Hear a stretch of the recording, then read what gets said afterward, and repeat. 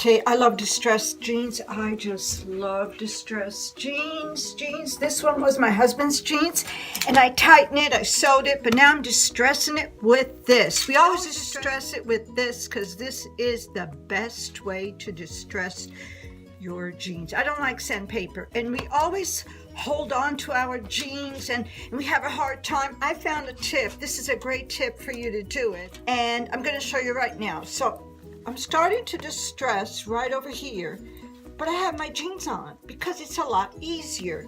If you want to distress your jeans, let's say here on my knees, there you go.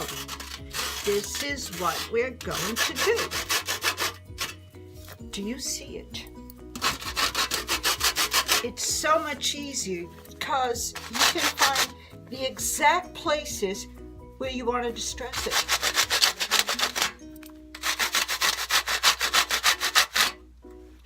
So that's it. Grab this, your cheese thing stuff, put on your pair of jeans, and there you go, baby. Keep on distressing, keep on distressing, keep on distressing, keep on distressing.